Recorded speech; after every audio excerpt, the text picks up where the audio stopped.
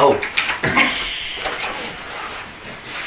Right, tonight we're talking to Brian Sandford, and the date is 11th of April 2011. right. If we just start, Brian, where if you can just tell us where you were born and when, if you like, but you don't have to tell when. I was born in Long Melford, 1940,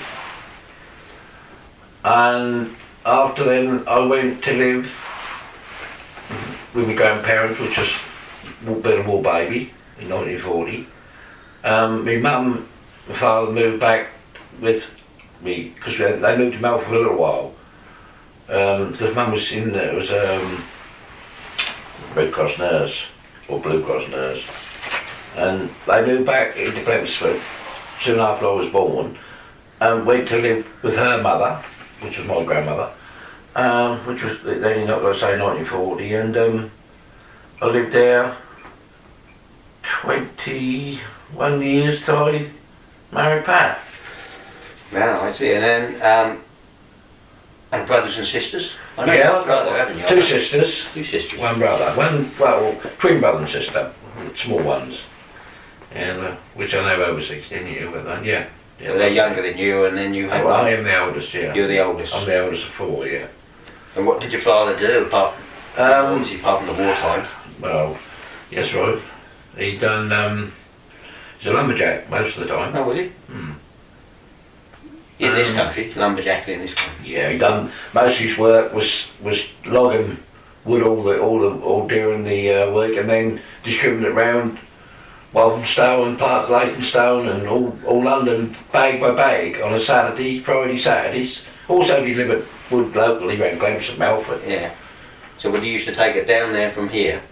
Take it there by the bag and then deliver it on a Saturday. That was 20. Took it down there on a train? Two by bag. Did you take it down on the train or? No, on a lorry. Yeah, On a Dodge lorry. lorries. Yeah, 2 or 3 Dodge lorries. Yeah, take it down the lorries and deliver it round each house because everybody had a fire. Yeah. In them days, everybody sort of had a fire, so you went to the people who had fires and you delivered it. Well, it's just like a regular sort of thing. You know? Yeah. Oh, that's interesting. I used to hunt the bags about, 10, and I can remember being 2 bob,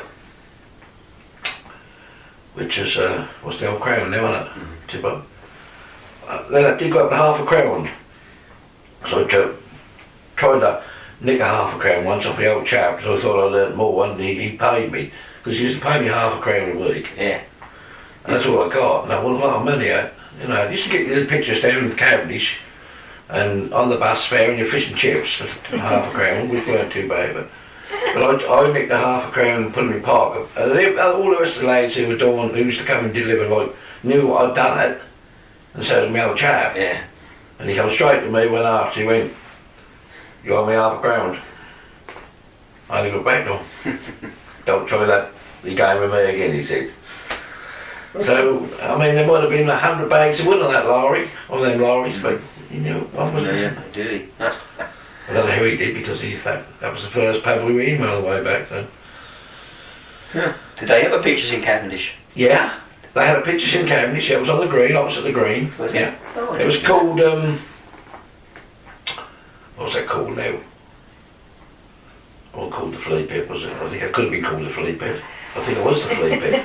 Actually called the Flea Pit, Subby one. Well, we used to go down from Glemsville on the bus on a Saturday night. This was our ritual. Penny there, penny back bus fare, double-decker bus. Yeah. Into the pictures, and cheapest seat was 1 and 3. You couldn't get nothing more than that. 1 shilling and threepence, no money. And the balcony was 2 and 6. Then when we came out, you used to always see the cowboy to start. Was a cowboy from the start. We weren't nothing else.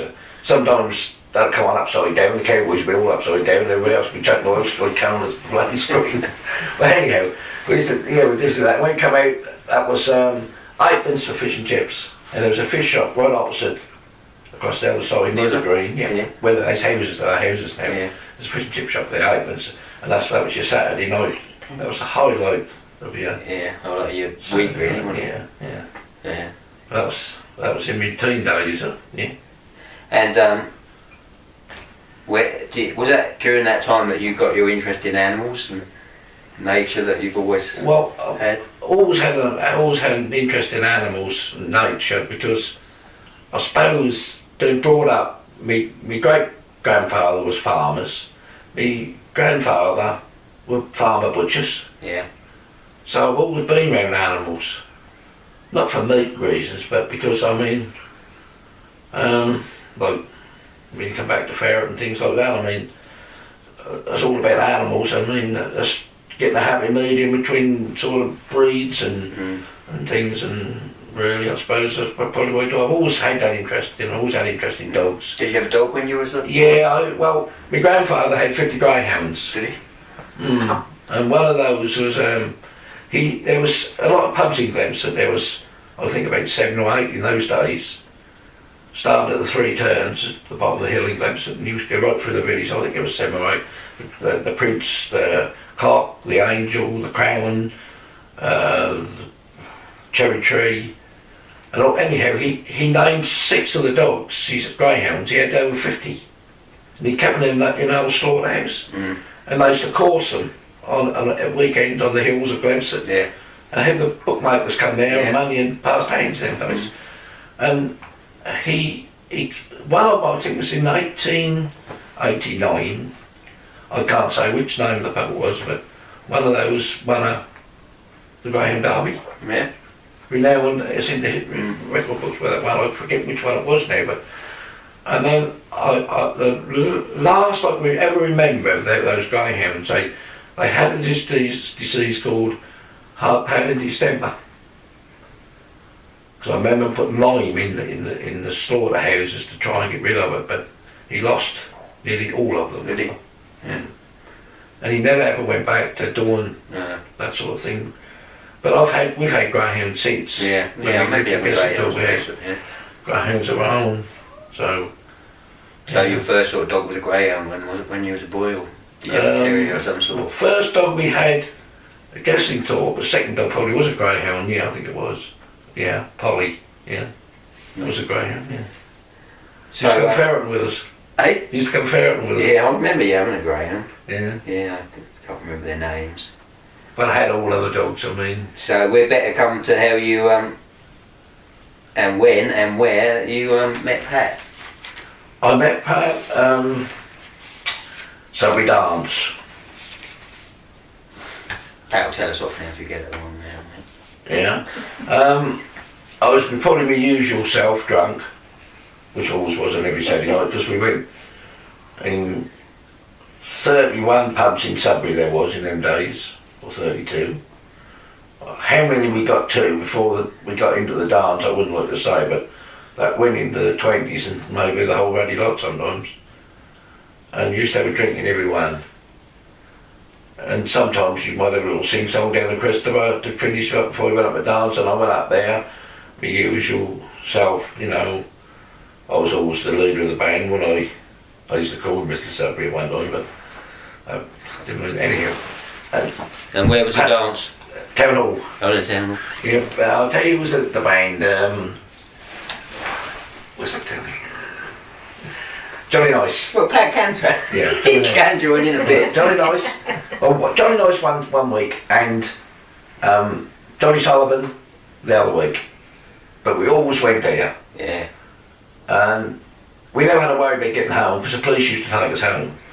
Because we were such a rowdy nuisance in town after the dances that they used to put us in the police car and take us to Long Melford Green, chuck us out near the top of the green, and we had to walk to Glemson, so we got fed up with that lark. But that's what they used to do with us. So they got us out of town, and that was just a way of getting home, I suppose. But I came swanking in as far as I could make out, as far as like I normally do. There was always a bar down below, and that's where we met, I think, didn't we? And this will be 50 years today, in this year. 50 years today? 50 years now, 50 years October. October, yeah. Is that weird? 50 years October, yeah. That's a picture there outside Gestingthorpe Church, look. That one? Oh, yeah. That's a Glemson taxi service done that for us. That's a picture of me and Pat on a wedding 50 years ago. And how So did you got get married at Gestingthorpe Church? How did you get down to the dance pad? You go down there on Bluffy's bus? George Daniels. No, I think Carol's dad, George, Oh, he took you used there. to give it, take me down, and he would sometimes come and pick me up. Otherwise, if there was several of us, then we'd have a taxi home from the rank. But no, I can remember as if it was yesterday. I stood there looking out the town hall window, and I could see these blokes swaggering up. You know where they are, out of the pub, and he comes swaggering in, and like that, or up to me. I thought, oh no, not another one. And I don't know, really what the conversation was, but anyway, we somehow got together and stayed together. Yeah, through thick and thin. Very lots of thick and thin. But And you was and you got you said you got married in Gestingthorpe Church. We We married in Gestingthorpe Church, yeah. Yes. And who was the vicar who married you then? Malcolm Pearce. He was vicar at Gestingthorpe then, wasn't he? Yes, he married us. He came from Fox. He was a Foxearth vicar, wasn't he? Then He he was, came to yeah. Gestingthorpe. And he lived in the rectory down there. Funny enough, I met the same vicar on the Isle of Wight many years after them. Yeah. No, that was Was that Mr. Matthias. Matthias? I met him then. They went in after Yeah, that's right, yeah. Yeah, they did, yeah. Malcolm Pearce. That's right, yeah. Mrs. Matthias was still at Gestingthorpe, wasn't she? Yeah. Is she still there? She's still out near the pub, isn't she? Yeah. Oh, I didn't That's right, yeah. know. Yeah. Goodness, she must be getting on there. And then when you got married, you moved in with Pat at Gestingthorpe, did you? Yeah, Yes. we moved in with a nan. My yeah. grandmother. I lived with my grandmother. They brought me Yeah, up. up the So my grandmother brought me up, and her grandmother brought her up. Yeah. So we never went, we just stayed with the grandparents. We both wore babes, we both done the same thing, we both were brought up by our grandparents. And that was the top of the Hickson Hill. Top of Hickson Hill, yeah. But that was a little 2 up, 2 down, buggle and chuckle in the back garden. Yeah, Yeah. Outside toilet. outside toilet. Yeah. Yeah. Sunday morning job. Did you have electric then when you first moved in there? We had a little bit of electric, didn't we? Yeah, we did, yeah. We did, yeah. We did have electric. But we only had a tap, one tap. Because we used to bath in the old tin bath every Friday night. Although if I had stayed at Gleverson, I did have a bathroom. Did you? Because we lived in a bungalow there. But when I lived with Pat, and after we were married, we had to get back to the Old timber. the old tin bath. Yeah. And I was Down in the usually, kitchen. and I was usually the last Yeah, one used to bring in. it in the kitchen. Used to bring the front of kitchen, in front of the range. Heat the water up in the I old forget who went in copper. first, but it was grandmother, you, or which way around it was. But I know I was the last one. I used to get in dirty when I come in. Was there anybody else lived there then, or was it just you? No, and just Granny? us. That's all. Just you. Yeah. My granddad Granddad died. before we married. He died 6 months before I actually met Pat, Yeah. so I didn't really know her granddad. I remember Mrs. Kemp because you Yeah. used to clean the in and over the holdings. Yeah, that's right, yeah. Right. And when you first come to Gestingthorpe, did you know anybody at Gestingthorpe before you came there?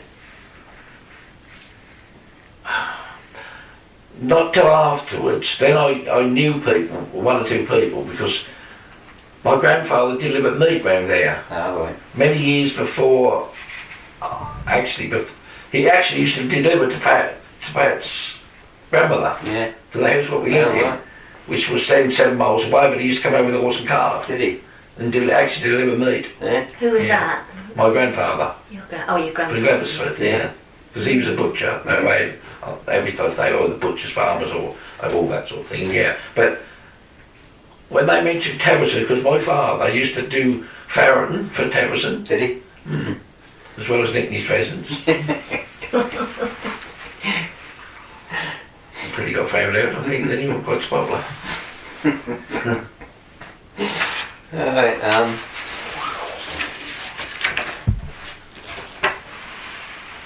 And where did you work when you first came to Gestingthorpe? Right. I was doing an apprenticeship for Brunton's marine Brunton's, was engineer. Yeah, marine engineer. I done the apprenticeship there because my grandmother insisted that I done the apprenticeship.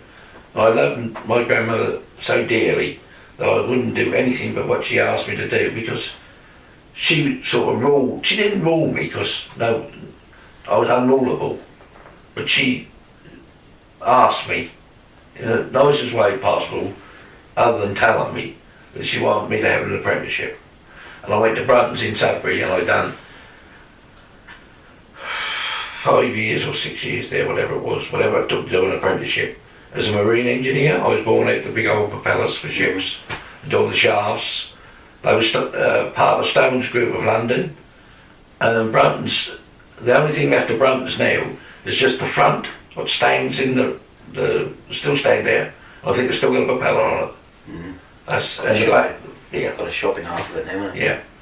That was then Brunton's. That employed quite a lot of people. Into the 60s, 70s, people worked there. They had their own foundry. Mm.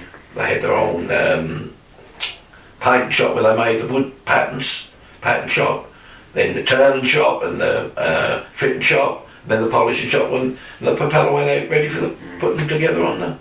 Yeah, and I done my apprenticeship there, and I went to technical college, and I hated every bloody day of it. I absolutely hated the job. I counted the hours off to every holiday. I just couldn't be locked in. Yeah. I cannot be locked in anywhere.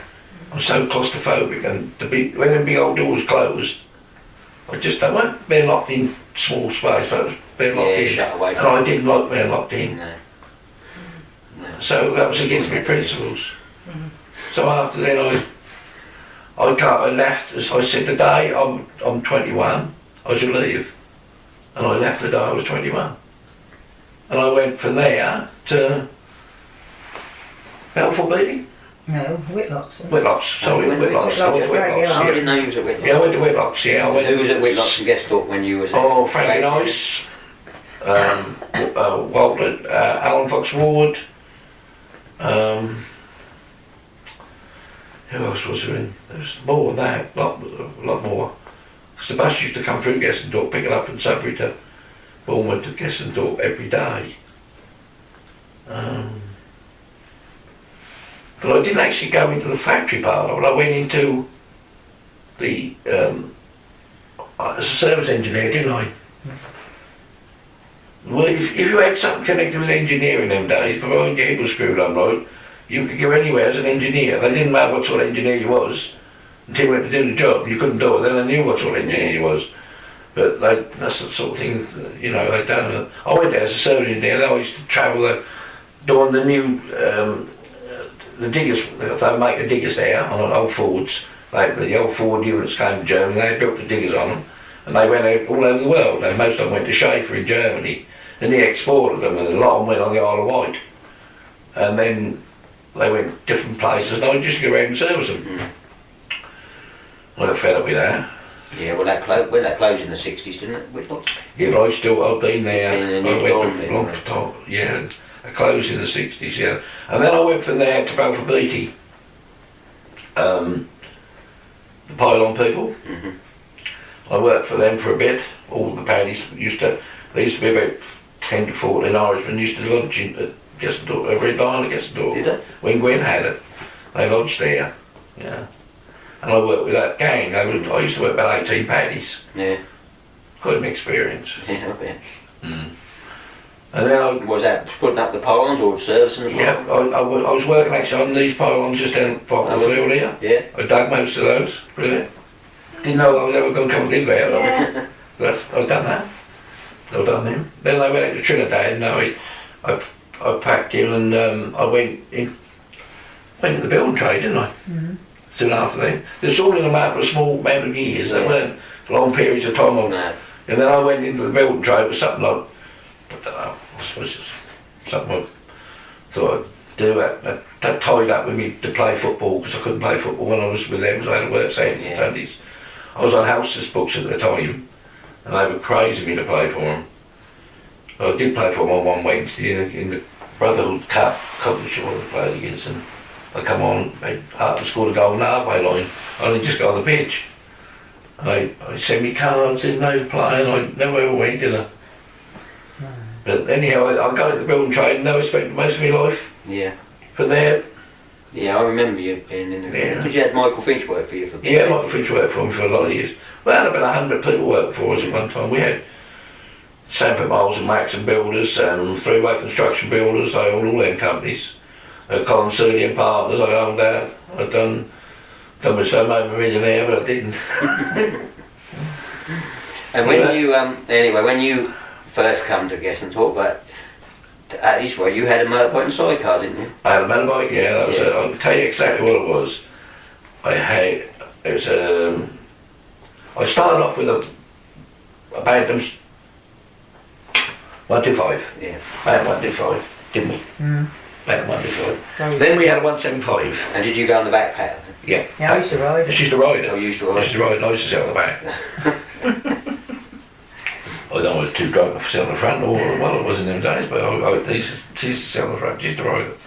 She rode all the I bikes. used to ride at the house at the work and back, didn't Yeah, yeah, she did, yeah, she did. And then we changed it, we went up market a little bit, we bought a 175 BSA, 175 Greens itself. green, super, wasn't it? Used to be green. And then we bought the sidecar, what was it? Absolutely crazy, really. I have to tell you this story because it's a true story. That was I think you told me once that was an A7 500 BSA. It was BSA, Canterbury sidecar. That's the ones with the big old sidecars. The big old lot sidecars, yeah. You had seat in the back and front. Yeah. Because you used to get in there with Tina, didn't you? Same as a baby. And the dog. Yeah. I once done that. I won a bet with Pryor, the old farmer, once. I took my dog into the cornfield, which I always done. I was always out in cornfields or somewhere doing something. Not always the right things, but at this particular time I was. And he says to me, if you can catch every rabbit what come out this field, he said, I've got a bull calf at home. He said, I'll give you. And Pryor never give you nothing. I thought to myself, that'll be a tidy thing, I expect you. Anyhow, cut long story short, I caught every rabbit I saw coming out. I told her, I said, Wilfred, I said, I've caught every rabbit, or dog has caught every rabbit in this place. I mean, it was 3 or 4 or 5, I don't know. Got to see the stockman, he said, which was Jack Smith, he said, and he said, he'll give you the calf. I thought to myself, I had goats, everything. I hadn't had a bull calf, I hadn't had a calf or any description. So I thought, well, how am I going to get this thing on? So I went to see Jack. Yeah, he said, it's up there, and he laughed, Jack did. And I said, when shall I take it? He said, well, you can take it now if you want. So I put it in the side, we got it in the sidecar, but the head was too big to stick in the thing. So the lid flap came back, so I sat in, the head was sticking at the top, and off I went home with it. And as I went into the drive, into the old cottage drive, partner and Nan would come and look out the door, and I just turned out, and this bloody bullet was thinking, what the hell you got in there? She went, didn't she, Nella? I was like a bull calf, look, I won in the bet.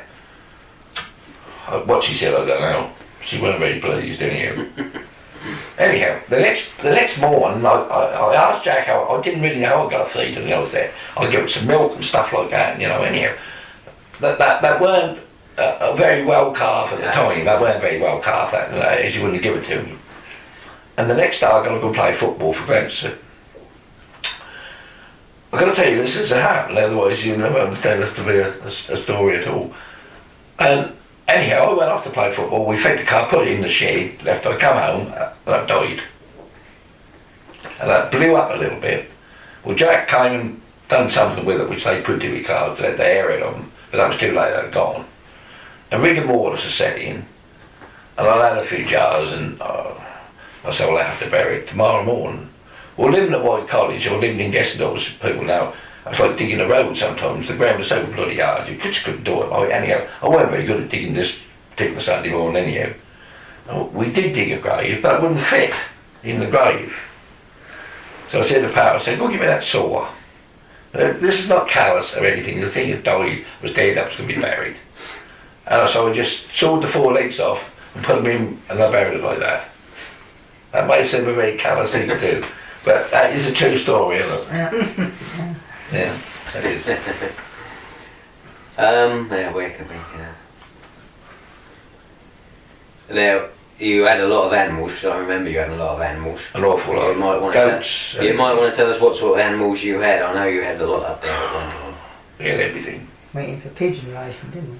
We had pigeons. We raised pigeons from all parts of the world, from Spain, from France, from the Shetland Isles, everywhere. We won every accolade in pigeon racing, and still got photographs and the cups to prove it. You could win.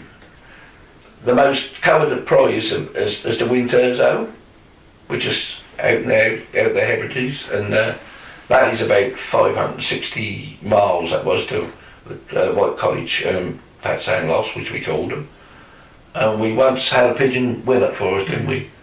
We actually won the Thurso Cup. I think actually we won it after him, but we did win it with that, a little mite. Little tiny. A little tiny pigeon that was, like a little, no bigger than a little blackbird, you know, incredible thing.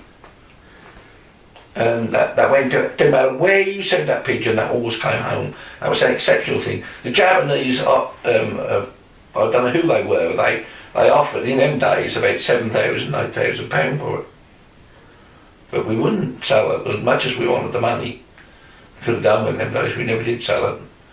And we found it dead one morning in the loft, didn't we? After that, I'd been to Thursday, and I'd never ever found a return.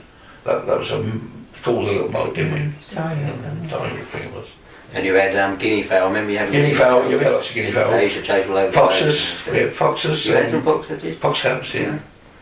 Brought them up, had packages to take them on the walk around the village. They were found as kittens. They looked just like kittens. Like kittens, Tiny kittens. little flat faced, And they were brought to us. you know, when they brought to us. We called one Bill, one Ben, didn't we, them two? And we That bought was them. before my, don't remember them. Yeah, they were both, I've got pictures of them somewhere. Both brought up as, We used to we walk. used to walk on the lea around the village. Yeah. Well, not around the village, but we used to walk up there the road, didn't you? But we had them, actually, we had terriers at the same time. And terriers don't go down very well with foxes. And they had their own place, what place they was in, and they was happy, weren't they? And content, because they grew up, and they were babies, they got big babies, didn't they? They got big. So eventually we took them to a wildlife park, home in, where this chap kept foxes. He just, that's all his love for foxes was. And it was out in Other towards, side of Colchester. oh yeah, towards Clacton way, wasn't it? And we took them there one Saturday morning, rather than just put them into the wild. We never ever wanted to do that, you know. So we took them there, and that was a rare home for them. It was very windy, look, and you got a fox in the bedroom, or fox in the living room, or foxes everywhere. We took them there. So what the outcome was, I don't know. We brought them right up, and that basically day olds, I think. And I remember you having goats. Oh, we had lots of goats. Had a lot of them, didn't you? Yeah, we had goats, chickens. Turkeys, did you? Turkeys. Oh, we had turkeys. Your dad was a story about you and your dad. And one Christmas, things weren't very clever, and there weren't a lot of money about. And said, "We'll try and make a few extra bob for Christmas." Because you always used to go and all pluck turkeys at Christmas. The whole gang of us, hundreds and thousands of turkeys we used to do, just to get a bit of extra money for having a good Christmas. And a few jars and all, which had always came into it. And we got these, I'm just trying to think, what were we talking about? Danny with his Oh yeah, Danny and his chickens. We bought some, that's when, cockerels they called them, I don't know, they were 714s or 71, they were a number, and they were special cobs. Your dad had 50, and I had 50. And these things should fatten up in so many weeks, about 13 weeks, you probably remember this. Well, when I got to Christmas, I picked a couple of these up, they were just like something about bells, and I've been stuck, you couldn't stuff enough go into them. You pick like, just like, I said, these things are no good for Christmas. There weren't nothing on them. So I left most of them, I killed a couple what was, and I thought, oh, no. So I see your dad, and I said to Danny, I said, well, yours, like you say, not too bad, he said. Well, I went there, he got all, he killed all, they all hung up. I know you remember because I don't know. They all hung up, and they had legs as long as that. They looked like a little bloody round. I said, Christ almighty, I said, there's enough on them. I said, look at the breasts. He said, well, don't worry about the breasts. He's ain't got lovely legs. Bloody hell, man. I never did that as long as I lived. The legs were about that long. With a foot. And they all hung up and I can't give ask to tell you that's the truth, honestly. Oh, God. Yeah, goats had kids, didn't they? Yeah. They used to come indoors and sit on They the used to come in and sit on the couch. Bloody kids did. You sit there and you Saturday nights, it was all right, round the corner they come and jump on the couch, do what more than that. Oh, man, mate. That's when we built the house. We actually laid in that house, in bed, watched the stars and the moon going over. No roof on it. With no roof on it. We still lived in that. Not bad, was it? Yeah.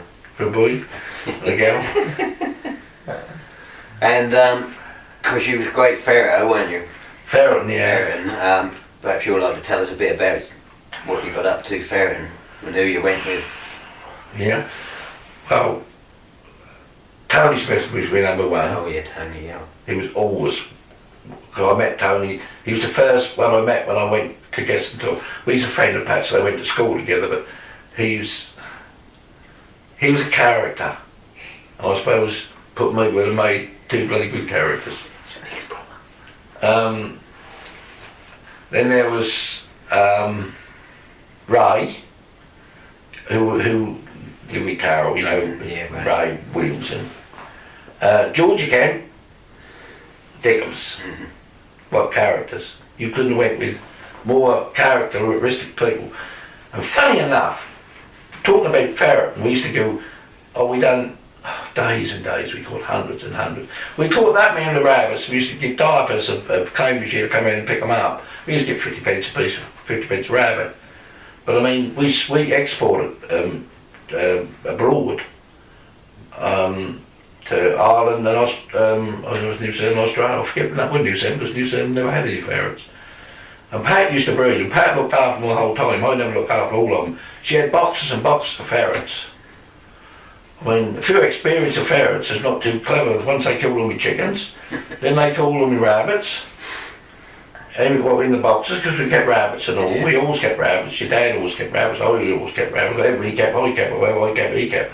So we, used to compete against each other, but I don't think either much was success. But we done.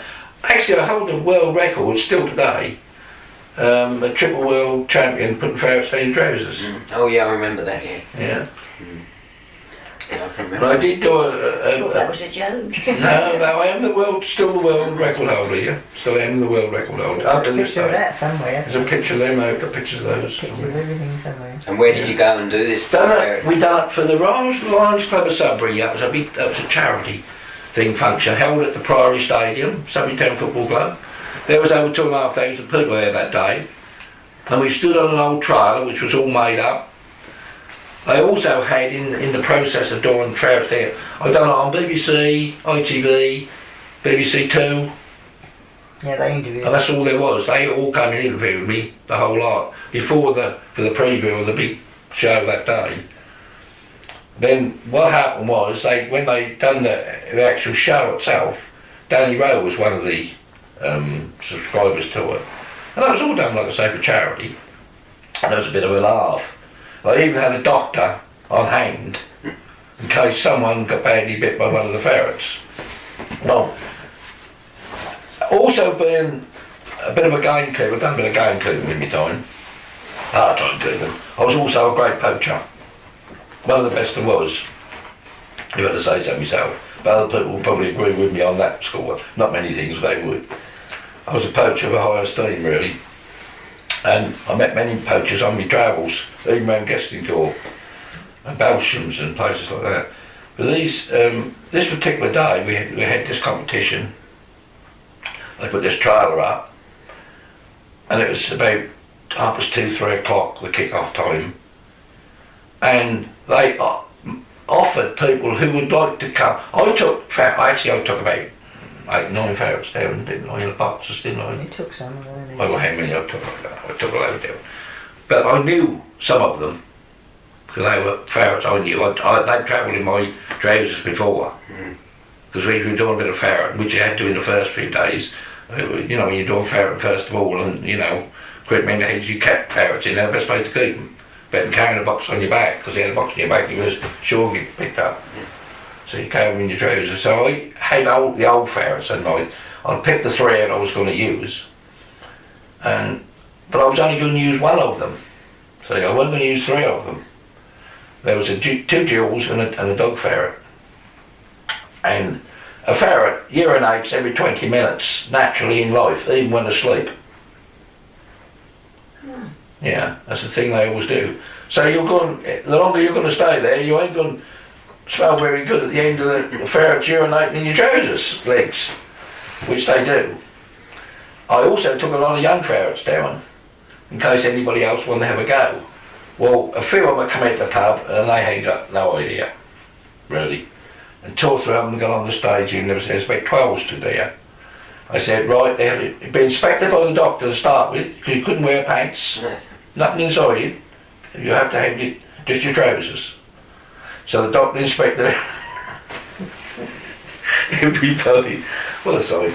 And then you took your ferrets and they said, we're hoping that someone would attempt to break the world record or create a world record of putting three ferrets down your trousers. So that's why I ain't got no ferrets. Anyhow, so I've got plenty of ferrets. You help yourself, take these out. And they, at the same time, you put them down and you tied your trousers at the top. And then you stood there on stage. I mean, some of them didn't last longer than 10 seconds. And the trousers were down and the ferrets are hanging on the legs. This is God's truth. This is no joke. I'm not telling you that. Most of them, my ferrets, when they've been used, they're little devils. They were little young ones. They snip and bite you. Anyhow, eventually there was 2 hours finished. So that we was there for, was it 2 hours or 1 hour 60? Whatever it was, I'm not sure. But they had presenters with them. But there was the other chap came from Swaffham in Norfolk, a young lad, who had obviously done the same thing as me. Prepared himself beforehand, not just come out the pub and jump on the stage and try to put ferrets down his trousers. And we both were acclaimed joint world champions. And to this day, we are still renowned, and that because ABC Theatre Great Yarmouth. Well, I've done a preview for them there once to do with ferrets down trousers. Performance you like it there. That's another story. And what about where did you used to go ferreting? Where did you and Tony we went everywhere, all over Gestingthorpe, and then as we went further, we went to Halstead, Maplestead, Foxearth, everywhere. I can't Payload. Everywhere. That used to keep the rabbit population down quite a bit. Oh yeah. I mean now there's thousands. Yeah. Well, we kept them down by thousands. Yeah. But you never really keep them right down. No. You don't keep them right down. But we kept them down enough to, now nobody does it. We're plagued with rabbits, aren't we? Yeah. Plagued with things. Yeah. See the breeding and rearing of pheasants took over from that sort of thing. And you used to net all your holes. Everything was netted. Yeah, everything was netted. He mainly put down most of them, all of them. Where that was humanly possible, there was no, I never ever revert to anything I've done in life with all animals, and I've eaten any and eaten many. Have I ever put any ounce of cruelty into anything I've done? Because that's not me. No. You know? And then you had some good times up the Red Lion. In them many, yeah. I've actually seen rabbits and guns stand against the door and the rabbits hooked on the pegs, where we just go around, walk around at night times. Yeah, there was also 14, Smithy always had his 14 wherever he went. And he used to stand against the door and they used to play, Friday nights, so there'd be rabbits hang up there, always. Yeah, I did. Yeah, I had some good times there. Bert Sarridge, Stan, two brothers. Bert was I once saw a thing with a fox. I was going out the walkers' lays. I had all my dogs with me. And I saw a thing I'd never ever seen before. I saw a fox in the pond, and that was downwind to me, so I couldn't smell me, and I couldn't smell my dogs coming. And as I got close to her, I held my dogs back, because I could hold them back if I wanted to. And I thought, where was that fox doing? And that seemed to be swimming round the pond. And I thought, where was that got in its mouth? By the time I got a camera and nothing pretty I had, but I'd never seen this before. In all my life I've seen some funny things and different things, and I saw it and I thought, where was that going? I couldn't make it out. Then that obviously got wind of us. And that dropped something out of its mouth and that went. And I looked at a little bit of cotton wool stuff floating about on top of the wall, and I thought, I never knew what it was. And I was talking to a bird Surridge. I thought, so, if ever we know he will. And funny enough, he came out with a wonderful answer. And that was the answer, actually, because I've heard it spoken about. That was deflating itself. Oh, right, yeah. It was so lousy, they used to get the gorse from the hedgerows in the mouth. Then they go onto a pond, or a lake, or water, or wherever it is, and they submerge the body. And the fleas that come off the body, then they get it right to the mouth, on the tip of the nose, and the fleas are running this bit of cotton wool stuff, and they just let it go. And that's what that was doing. A fascinating story, isn't it? It was to me, because I didn't know what it was doing. But Bert Surridge had told me that. There's many other things he told me. Bert, he was a very, very intelligent man. And so was his brother, but I think Bert, of the two of them, Bert was the more historian. Yeah. You know, he knew about, there weren't many things you couldn't ask Bert that he didn't know. Dickens was another one, but Dickens weren't as widely, you know, as Bert was. But they could tell you a lot of fun things, because, do you mind if I tell you just something about something I saw in the churchyard? Tell us whatever you like. Right. Now I don't expect anyone to believe this, but this is another, I don't tell stories, because I ain't got time to tell stories, I only tell truth, because I must never tell. I was working for Balfour Beach at the time. For some reason or other, I don't know why I had Pat's bike, but I had Pat's bike at this particular time. And we used to come home from work about 6, 7 o'clock. Then I always had a drink in the pub, always. Got the line. The line, Yeah. that was the headquarters where we came back to, in the old wagons. On this particular night, I never had too many. I know when I'm drunk and when I ain't drunk. I never had enough to be drunk. We used to have a couple of Guinness perhaps, and that's all I had. And that was a very blowy, one of them nights when you can see the clouds flashing over the moon. And I came down towards the church, which I've been by hundreds of times, thousands of times, been in it, because I love my churchyards. I've got something about being in churchyards and being with the people in there who are in there. And I love anything like that. And anyway, I was on this bike and I'm coming out, I got by where Mrs. The cottages, what do they call them, two bloody cottages there? Church cottages. Church cottages.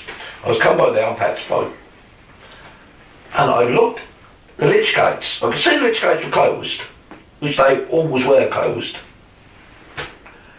And I see what I thought was two nuns, and I couldn't believe it, because I'd never seen anything like that before in all my life.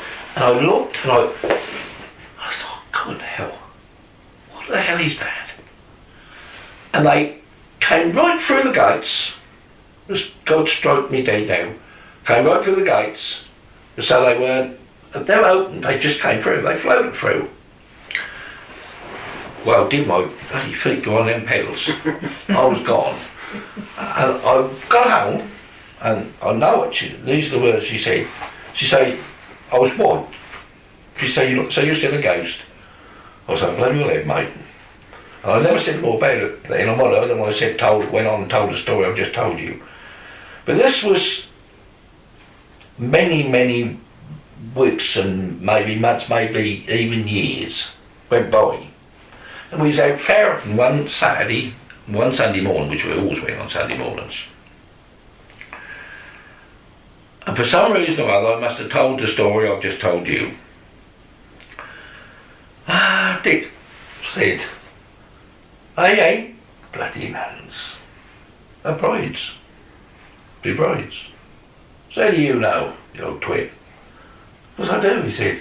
He said, that's what I've been seen before. years and donkey's years before you ever came to the village. They've been seen before. That's the story. Now whether we believe in ghosts or whether we believe in things or that is a true, an honest, true story. What I see, I see. I know I see it. That frightened me at the time. That never frightened me now, because I should wait and see where they went. But I put the shits up me, and I wasn't afraid of nothing in them days, and I was gone. Home. And another thing about the churchyard, I was come by there one morning, that was just about breaking light, and the mist hung over the churchyard, and a van stood outside of the old boy who did the graves. And he was digging, or opening up, a grave, or was he digging it for Mrs. Cook or Mr. Cook? Mr. Cook died first. Professor Hall. And he's buried against that tree. Both of them are behind that big old tree, that big old beech tree. Well, to dig that man, you want to be, I don't know, you get a shovel in the ground, to be honest with you. He used to say to me, pile it down up on the other side. He'd say, that's how we do it. He'd say, that look deeper. You can't get it deep enough on the day. And I heard this voice. And I thought, bloody hell. I'd seen this thing before, mind you, quite some time. And that must have flashed back through my mind, and I thought, what the hell's going on? And I stepped up towards the wall of the gate, the wall of the church, and I thought, and I heard this voice again. I thought, I said, I somebody shouting down there. I didn't go down with no haste, but I went into the churchyard and I crept down, and there's the grave digger. For the night before, he fell in the grave, his back had gone, and he's down there with his shovel and his pick. Oh no! Lying in the grave, he'd been there all bloody night. And the bloke's going to be buried there the next day, Mr. Cook going to be buried the next day. I'll tell you how he went, William, get me out of here. When I pulled him out, I got him out, I had to dig a grave, finish the grave off. And that's the truth, that's another true story about the churchyard, isn't it? I'll tell you them two things anyhow. And while I'm thinking about it, I'll tell you somebody else I see in Gestingthorpe. Did you ever remember Harold Wilson, the Prime Minister? Mm-hmm. Well, I spoke to him in Gestingthorpe when he was Prime Minister of this country, yeah, all them years ago. He used to, his secretary was Mr. Richardson, who lived down at Ladden, down the road. And one Sunday dinner time, we were having lunch or had lunch or what. We look out the window, and a man stood beside me, and I say, well, Harold Wilson's down there. She went, don't you start again, mate, that ain't Harold Wilson. You know, doing that now. I said, well, that is. And Mr. Richardson was with him. Well, Bernie's private secretary, he obviously came over for the day or the weekend and have a nice quiet weekend. And he was looking over our fence and looking at guinea fowl. And Mr. Richardson was telling him, he said, what are these things? He still didn't introduce me to the Prime Minister and say, this is our Prime Minister. He probably assumed I knew, because I knew everything else. So he probably thought I knew it was the Prime Minister. But that was Harold Wilson. And his wife was there at the same time, yeah. And I met them like there and there. And when I went and told Nan, don't you tell me tales like that, didn't she? Oh dear. But it was Harold Wilson. And I'll tell you somebody else I see down there. Noel Evans. Yeah? Yeah. I see him there. He used to fly into the airstrip up at Teverson's. Because his sister lived at Dingley Dell. Yeah. Down in North End. Yeah. She lived down there.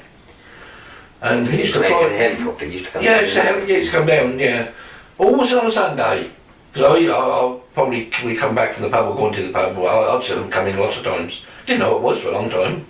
But, and I actually, when I lived in Glenford, I did see him, but I didn't know, he weren't well renowned then, but I saw, and I was out with this fella, doing a little bit of poaching, for a pheasant or two, and he had the one who owned all the planes. He was out with them. They got caught. Richard Branson. Oh yeah. Yeah.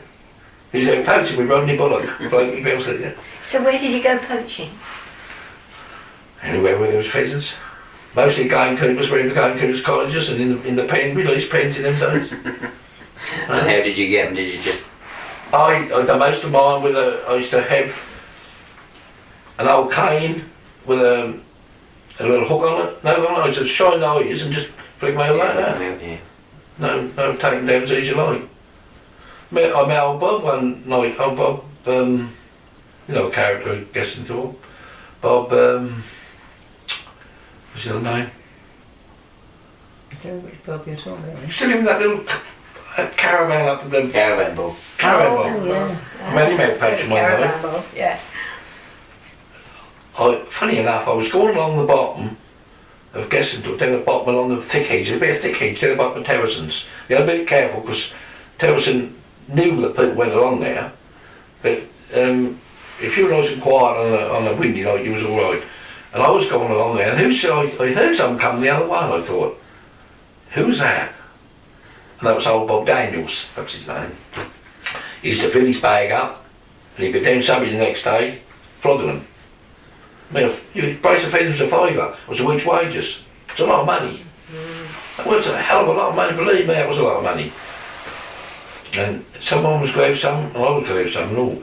And I was going along and I heard, and I thought, who the hell is that?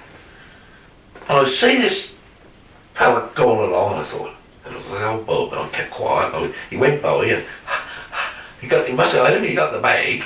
When he got the edge of the thing, he ain't got any because he got a hole in the bag. When he got in, he got drop Molotov on him. When he got there, and I'll tell you, I see another chap, Brian Mann, David Mann. Yeah. And I actually spoke to him that night. Didn't very often speak to people out at night, but I spoke to him and he says, "Old Bob," he says, "he's in front of me." He said, "I'm picking up what he's leaving." So he caught him. He was driving and pick him up. Yeah, that's true, I guess. Yeah. And we still we've done walk sleighs a lot of times. I mean, I've done that with a lot of people in Gestingthorpe. You know, a lot of them. I mean, you hang it up deep, you ain't got one. Mm-hmm. How sick was that? You know? No one ever, I don't think anybody would. If you're still, people do wrong, they never run. You never run. If you're a poacher, you never run. You stay where you are. Let them do the run the bait, you'll hear exactly where they are. Then when you're feeling they've gone the opposite way where you are, then you can handle it. That's the easiest way you know you call it. Okay? Well, Chris. Well, I think that's enough for tonight, isn't it, Mel? I think we've been here a long time. Thank you very much. And if there's anything you want to ask. I don't really know.